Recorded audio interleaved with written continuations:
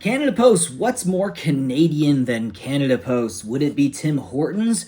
Is Tim Hortons an essential service? Does Tim Hortons have competitors? Well, Canada Post is probably asking the same thing. A lot of the union workers are still on strike, and they've even started temporarily laying off some of the workers here, which they think is a bit of a scare tactic. There's a lot of opinions on that back and forth, but whether or not you like it, the fact of the matter remains that Canada Post is still on strike to this day.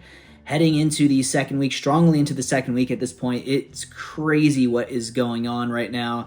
And public sentiment is a big deal when it comes to strikes and unions. And I asked myself the question, is the public sentiment getting better for Canada Post, or is it actually getting worse? Luckily, I made a few YouTube videos on this particular subject, and I got great feedback in the comment section. So let's see what the public support is for Canada Post, whether it's positive or negative based on the comments in the description and in the comment section. Let's take a look right here.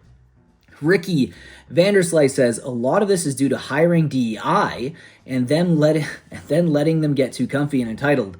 They want to make $80 an hour when they only hire due to the DEI rule from 2021. I'm glad they started suspending these a-holes.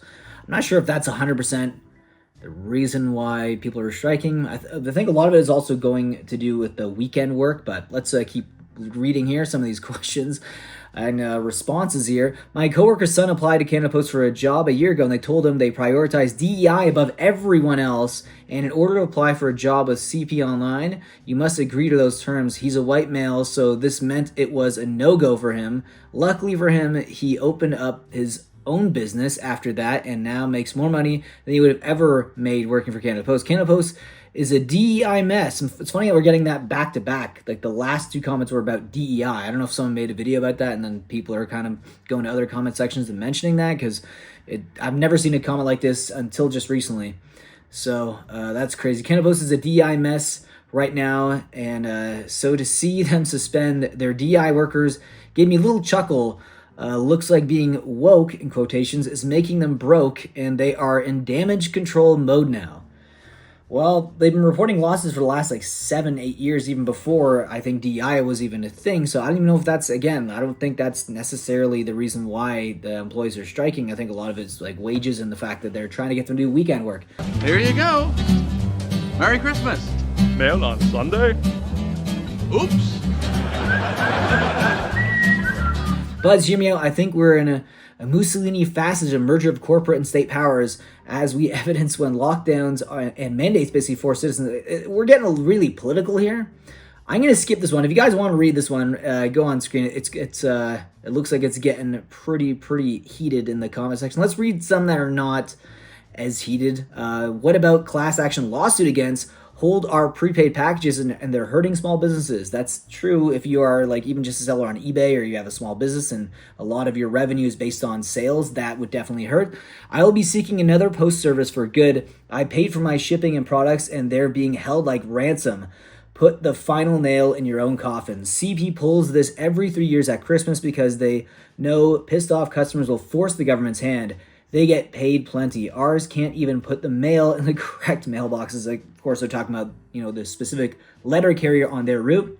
I will say, though, every 3 years, I don't think it's every 3 years. The last time they did this, a big strike, was, I think it was 7 or 8 years ago, and it lasted 31 days. So, I don't know if that was around Christmas. I honestly cannot recall. Do yourself a favor to look at what Canada Post is spending on their losses, but continue to pay management hundreds of millions in bonuses each year. They have electric vehicles sitting across the country they recently purchased at price tags of $100,000 each, all not being used. They build new parcel processing plants in Scarborough, yet cries that they drown in parcel numbers. They're down in parcel numbers, okay? The way I see it, these workers have two options. Accept the changes Canada Post needs to make in order to stay in operation in the changing world. That means some part-time jobs and some roles looking different than ever before. Or they will all be out of their jobs because there will be no Canada Post. I want to support them, but they are trying to get more money from an employer that has already said they would be out of money in early 2025.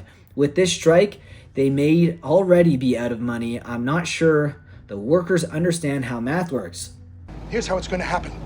Maybe walking, Maybe on a crisp autumn day just like today, when a mail truck will slow beside you and the door will open, and a mailman you know, maybe even trust, will offer to give you a lift.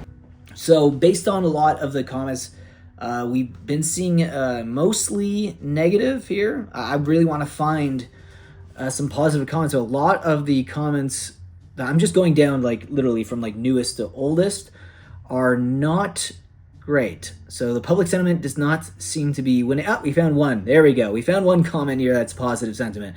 Keep fighting. Good on them for standing up and trying to get what they deserve rather than being stepped on by management. Keep pushing. Nice. They offered 11% raises and they said no. They want $24. 24% raise. Oh, wow. We all want more, but realistic, this could be the end of Canada Post. And that was kind of a sentiment that was shared amongst a lot of people here. You know, Canada Post used to be a very essential service. You know, we're going back to letters in the mail, and that was a big deal back in the day. And then now we have emails. We have text messaging. There's a lot of ways to kind of get around sending letters. No one's canceling any mail. Oh, yes, I am. Well, what about your bills? The bank can pay them. The bank. And well, what about your cards and letters? Email, telephones, fax machines, FedEx, Telex. Just walk away, Kramer. I beg of you. And the biggest part of mail nowadays is parcels. You know, Amazon. It's the reason why Amazon's so big right now to this day is because of their parcel distribution and the parcel shipping network they have developed over the last 2 decades, 2 or 3 decades even, right? So it's an interesting place to be in right now. What do you guys think about this strike? Do you think sentiment is going to sway in the favor of the union workers? I feel like people don't like unions in general. There's good and bad to be said about unions. But I do think in an age where inflation is running rampant, we're in a bad economy. I think the unemployment rate in Canada right now is like 7.5%. So like that is crazy. And then some people are just annoyed when they see stuff like this, when they themselves don't have a job and they see people who have jobs where it's very, they're making guaranteed raises every year and they're striking, and people are also fed up at the fact that they can't receive their parcels around Christmas time. There's so many factors here that I feel like are playing against the Canada Post workers during the strike that it's very difficult for them to actually pull that in and rein it back in and get more public support. Anyways, guys, hope you enjoyed today's video. If you did, leave a like down below. Subscribe if you are new to the channel, and I will see you in the next video. Take care.